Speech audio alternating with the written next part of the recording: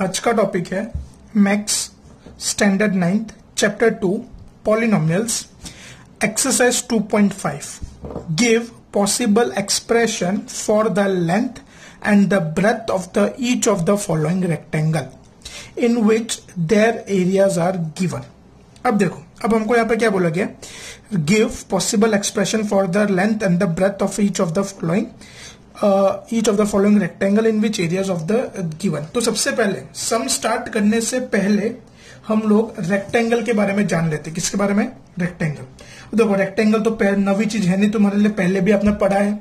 6th standard से ये rectangle चीज के बारे में आप लोग जानते हो। तो रेक्टेंगल के अंदर दो चीज होती है, एक होती है लेंथ और एक होती है ब्रेथ। क्लियर? रेक्टेंगल के अंदर दो चीज होती है, एक होती है लेंथ और एक होती है ब्रेथ। और अगर मैं एरिया की बात करूं तो एरिया ऑफ रेक्टेंगल क्या होगा? Length into breath. मतलब अगर मैं ये दोनों को मल्टीप्लाई करूंगा तो मेरे को क्या मिलेगा? एरिया का रेक्टेंगल मिलेगा। एग्री की disagree? Agree.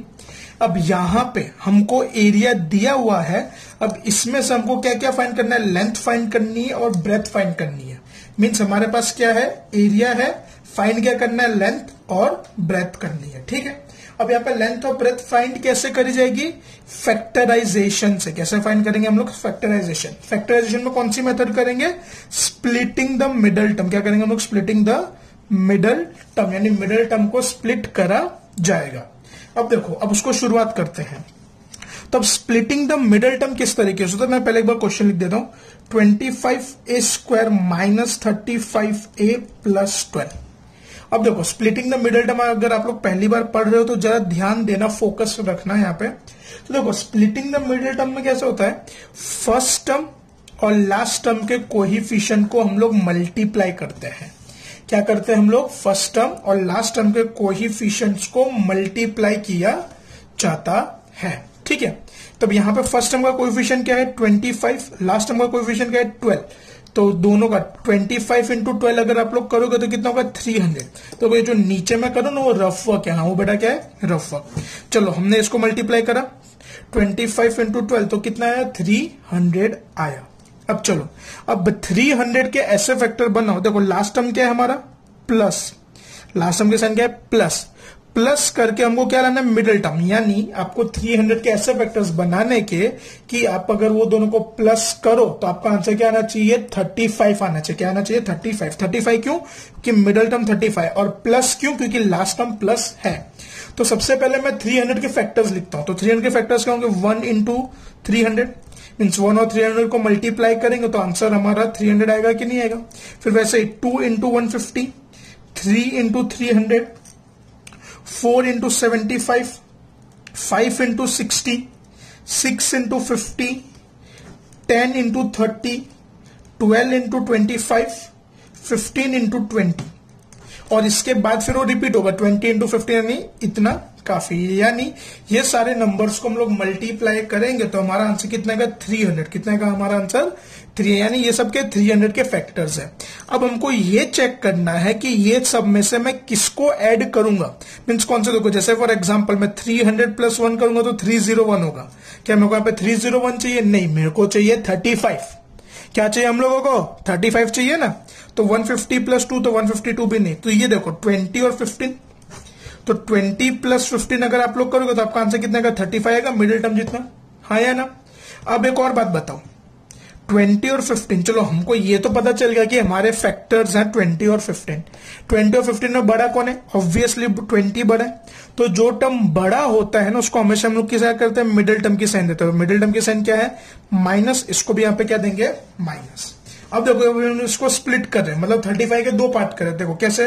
25a² minus 20a minus 15a plus 12। यानी ये क्या हो गया? स्प्लिट हो गया मिडिल टर्म को। इसके लिए इसको क्या बोलते हैं? स्प्लिटिंग द मिडिल टर्म बोलते हैं। क्या बोलते हैं इसको हम लोग? Splitting the middle term. यानी मिडिल टर्म के हमने दो पार्ट कर दिए। अब देखो, अब हम लोग क्या करेंगे यहाँ पे? पहले दो में से कॉमन, दूसरे दो में से कॉमन।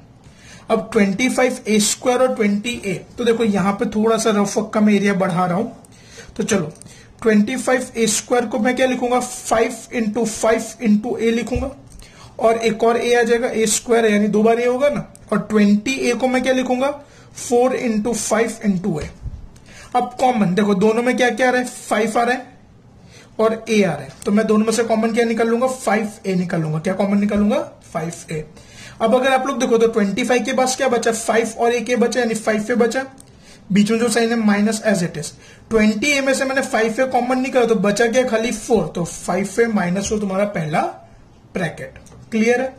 अब वैसे ही हम लोग यहां से भी कॉमन निकालेंगे, किसमें से, 15a में से और 12 में से। तो 15 को मैं क्या लिखूंगा, 5 3 और a, और 12 को क्या लिखूंगा, 4 3। उसके पास तो कोई वेरिएबल नहीं है, तो ये दोनों में से क्या कॉमन आएगा, 3 आएगा। क्या कॉमन आएगा, 3। अब देखो यहाँ पे साइन कौन से, माइनस, तो कॉमन क्या निकल रहा है, दोनों में क्या आ रहा है, 3 आ रहा है। अब चलो 15 में से मैं 3 हटा देता हूं क्योंकि वो हमने पहले से ही बाहर कॉमन ले लिया है। बचा क्या, 5a।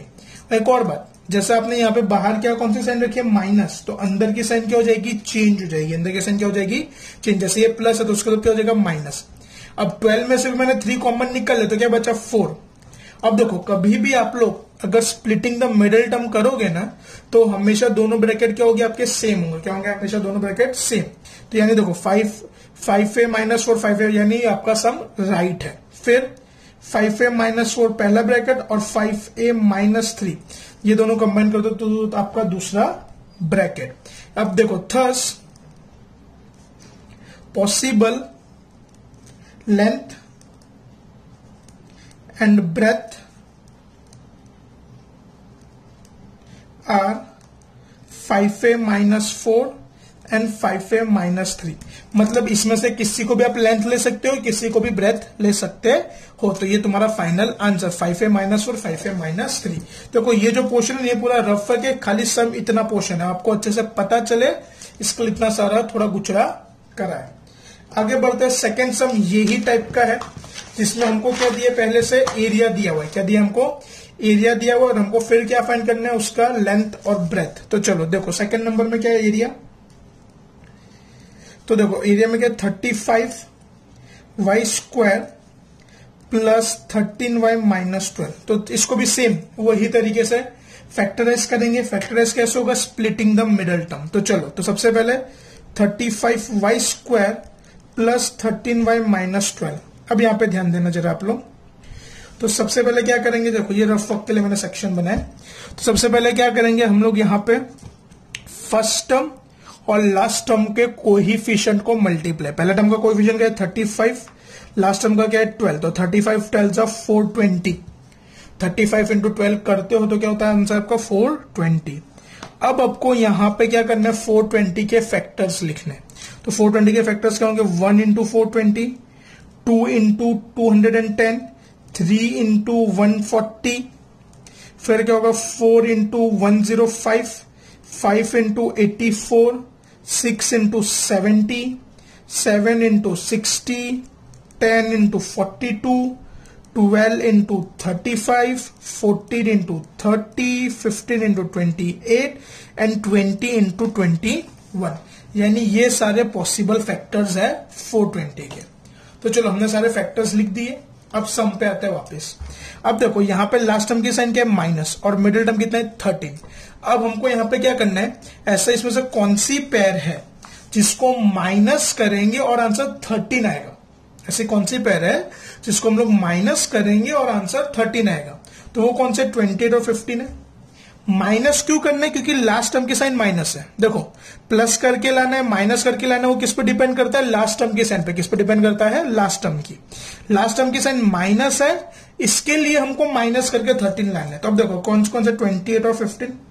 अब एक बात बताओ, 28 और 15 में बड़ा कौन है, ऑब्वियसली 28। तो अब 28 को हम लोग मिडिल टर्म की साइन देंगे प्लस। अब मैं 15 को ऐसी कौन सी साइन दूं कि आंसर 13 है, तो मेरे को माइनस देनी पड़ेगी। कौन सी देनी पड़ेगी, माइनस। अब देखो चलो 35y square plus 28y minus 15y minus 12। तो यहां पे भी हमने क्या करा, मिडिल टर्म के दो पार्ट करे, तो इसको भी क्या बोलते हैं, स्प्लिटिंग द मिडिल टर्म।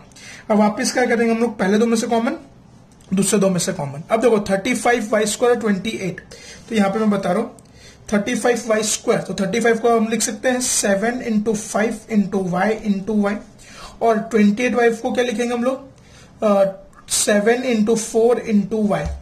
अब देखो दोनों में 7 कॉमन है, दोनों में y कॉमन है, ठीक है, तो चलो 7y कॉमन निकाल लिया। अब 35 में से 7 और y निकालने के बाद बचा क्या, 5y, बीच में साइन कौन सी है, प्लस, इसमें से 7y निकालने को क्या बचा, 4, यानी पहला ब्रैकेट क्या बना, 5y प्लस 4। मिडिल टर्म की जो साइन है माइनस, तो वो एज इट इज। दूसरा क्या है, 15y और 12, 15y को मैं लिख सकता हूँ 5 इंटू 3 इंटू वाई, 15 के मैंने स्प्लिट करा, 12 को क्या लिखूंगा 4 इंटू 3, तो दोनों में से कॉमन क्या रहे, 3, तो यहां पे क्या लिखूंगा 3। अब देखो माइनस मैंने लिया तो अंदर की साइन क्या हो जाएगी, चेंज, यानी जो -12 उसका मतलब क्या हो जाएगा, वो प्लस हो जाएगा। अब देखो 15 में से मैंने 3 कॉमन निकाला तो क्या बचेगा, 5 और y, 5y बचा, और ये माइनस का मतलब क्या होगा, प्लस, क्योंकि यहाँ पे माइनस है। अगर इन केस यहां प्लस होता तो ऊपर भी प्लस का प्लस ही रहता, और 12 में से मैंने 3 निकाल, क्या बचा 4, यानी 5y प्लस 4, ये दोनों ब्रैकेट सेम है, और 7y माइनस 3, ये तुम्हारा final answer. Thus possible length and breadth are 5y plus 4 and 7y minus 3, मतलब 5y प्लस 4 और 7y माइनस 3, दोनों में से आप किसी को भी लेंथ ले सकते हो और किसी को भी ब्रेथ ले सकते हो। चलो इसी के साथ हमारा क्वेश्चन नंबर 15 कंप्लीट हुआ। क्वेश्चन नंबर 16 की ओर अब हम बढ़ते हैं। अब देखो क्वेश्चन नंबर 16 में हमको क्या दिया, पहले मैं क्वेश्चन की हेडिंग लिख दूं, फिर हम आगे उसको डिस्कस करेंगे। अब देखो क्या बोला गया, what are the possible expansions for the dimensions of the cuboids whose volumes are given। अब चलो number 1, volume x square minus 12x। अब चलो अब आगे बढ़ते हैं हम लोग जरा, अब इसको थोड़ा और डिटेल में डिस्कस करेंगे। अब इसमें कैसा है, हमको क्या बताना है, हमको इसका एक्सपांशंस देने। अब देखो पहले क्वेश्चन एक बार रीड कर दूं, फिर डिस्कस करने में मजा आएगा। अब देखो यहां पे क्या बोला है हमको, what are the possible expressions for the dimensions of the cuboid whose volumes are given. अब देखो सबसे पहले हम बात करते हैं क्यूबॉइड क्या होता है। तो क्यूबॉइड, जैसे मैं यहाँ पे आपको बता दूं क्यूबॉइड क्या होता है, जैसे क्यूबॉइड भी आप लोग 8th में देख ही चुके हो, मैंने खुद नहीं पढ़ाया था क्लासरूम में। तो देखो क्यूबॉइड क्या होता है, देखो क्यूबॉइड के अंदर 3 चीज होती है, एक होती है लेंथ, एक होती है ब्रेथ और एक होती है हाइट। अब मैं अगर इसकी वॉल्यूम की बात करूं तो वॉल्यूम ऑफ क्यूबॉइड का फॉर्मूला आपको मालूम होना चाहिए, L into B into H, length into breadth into height. क्या होता है volume of cuboid, length into breadth into height, LBH LBH LBH, याद है ना, ऐसे 10-10 बार बुलवाया था।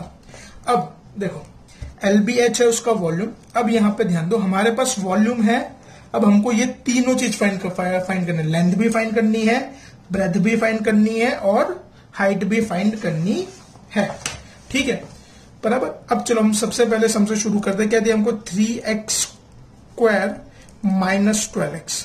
तो अब देखो, अब 3x स्क्वायर माइनस 12x, तो यहां पे 2 ही टर्म है, 3 टर्म होते तो हम लोग स्प्लिटिंग द मिडिल टर्म करते हैं, बट यहाँ पे ऑलरेडी 2 टर्म है, तो हम लोग क्या करेंगे, कॉमन निकालने का काम। क्या करेंगे हम लोग, कॉमन निकालने का काम। तो यहाँ पे कॉमन क्या निकलेगा, 3x निकलेगा। अब जैसे मान लो यहाँ पे मैं रफ वर्क आपको बताऊं, सॉरी 3x स्क्वायर, तो इसको मैं 3 इंटू एक्स इंटू एक्स लिखूंगा। 12x को मैं क्या लिखूंगा, 4 इंटू 3 इंटू एक्स लिखूंगा। तो देखो दोनों में 3x कॉमन है, तो यहाँ पे क्या बचेगा, x माइनस 4। अब देखो 3x, तो मैं इसको लिख सकता हूं 3 इंटू एक्स माइनस 4। 3x यानी ये भी मल्टीप्लाई हो रहा है ना एक तरीके से, और x माइनस 4 ब्रैकेट भी मल्टीप्लाई, यानी 3 into x minus 4। Therefore the possible dimensions of the cuboid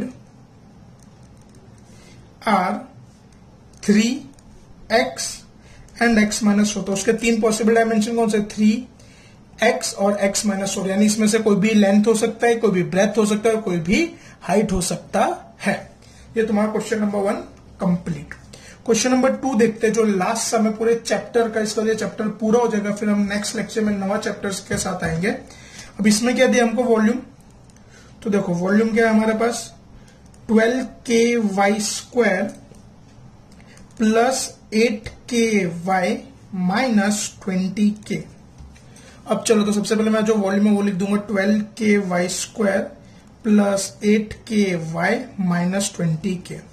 अब देखो फैक्टराइजेशन का, जैसे 8th में आपने पहली बार पढ़ा था 9th चैप्टर, आपको याद हो एल्जेब्रिक एक्सप्रेशन, ठीक है। तो उसमें फैक्टराइजेशन का सबसे पहला रूल क्या होता है, कॉमन निकालना। अब जरा चेक करो 12, 8 और 20, ये सब में से कुछ कॉमन निकलेगा। देखो 12 4 3 जा 8 यानी 4 2 जा 20 यानी 4 5 जा, यानी ये तीनों नंबर किसके 4 के टेबल में आते हैं। तो मैं इसको लिख सकता हूँ 4k कॉमन निकालूंगा और तीनों के पास k है। तो अब चलो 4k कॉमन निकाला तो यहाँ पे क्या हो जाएगा 3y² प्लस 2y माइनस 5।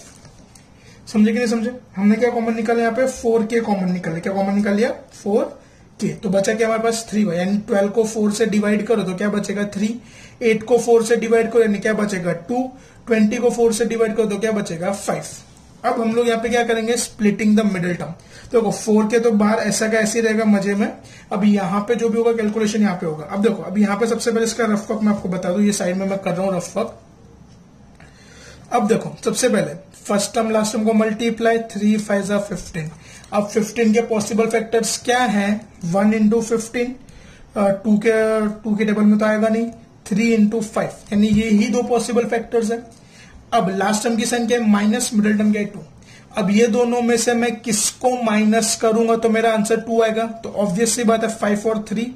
एक बात बताओ 5 और 3 में बड़ा कौन है, 5 बड़ा है। तो जो बड़ा होता है उसको क्या करते हैं हम लोग मिडिल टर्म की साइन देंगे, तो ये प्लस, तो इसको क्या देनी पड़ेगी माइनस, यानी क्या होगा 3y² plus 5y minus 3y minus 5, यानी हमने मिडिल टर्म को स्प्लिट कर दिया बराबर। अब 4k पहले दो में से कॉमन, दूसरे दो में से, तो पहले दो में से क्या आएगा y कॉमन आएगा, तो क्या बचेगा 3y प्लस 5, क्या बचेगा 3y प्लस 5।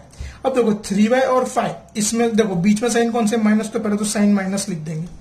अब 3y और 5 में से कुछ कॉमन नहीं आएगा, ये भी प्राइम नंबर है, ये भी प्राइम नंबर है। अब कभी ऐसी कंडीशन में फंसे कुछ भी कॉमन नहीं आ रहा तो पहले तो जो साइन है वो तो आप लिख ही दोगे, और अगर कुछ कॉमन ना हो तो क्या लिखा जाएगा 1, क्या लिखा जाएगा 1। बट यहाँ पे कॉमन के लिए हमने -1, तो ये जो माइनस है वो क्या हो जाएगा प्लस, तो 3y प्लस 5। तो ये दोनों ब्रैकेट सेम होगा, 3y प्लस 5 3y प्लस 5, यानी आपका सम सही जा रहा है। तब देखो 4k 3y प्लस 5 पहला ब्रैकेट और y माइनस 1 दूसरा bracket. Therefore the possible dimensions of the cuboid are 4k 3y plus 5 and y minus 1, यानी ये क्या उसके पॉसिबल डायमेंशंस है। मीन्स लेंथ 4k भी हो सकती है, ब्रेथ 3y plus 5 और हाइट y minus 1। तो इसी के साथ हमारा ये चैप्टर पूरा होता है। लास्ट लेक्चर में मैंने होमवर्क दिया था, होप सो कि आपने वो होमवर्क करा होगा, ठीक है। अगर ना भी किया हो तो फिर एक और दिन का टाइम मिल रहा है आपको, वो होमवर्क कंप्लीट कर देना, और जितना प्रैक्टिस करोगे उतना अच्छे से मैथ्स आएगा। देखो मोबाइल है आपके पास, जैसे आप लोग वीडियो देखने के लिए मोबाइल यूज कर रहे हो, तो उसके साथ साथ आप लोग अगर सर्च करोगे नेट पे ये चैप्टर की काफी बहुत सारी वर्कशीट्स अवेलेबल है, तो आप वो वर्कशीट ट्राई करो। जो भी डाउट हो वो मेरे को डिस्कस करो व्हाट्सएप पे, नंबर मैं नीचे मेंशन कर ही रहा हूँ। तो बराबर आपको जो भी जहां से भी आपको जो भी मटेरियल मिले आप उसको सॉल्व करो, डिस्कस करो, तो उसमें आपका ये चैप्टर और अच्छे से पक्का होगा। और आज के लेक्चर के लिए इतना काफी है, और जो भी डाउट हो वो आप कमेंट सेक्शन में बता सकते हो। नेक्स्ट लेक्चर में नवे चैप्टर के साथ हम लोग स्टार्ट करेंगे। ओके।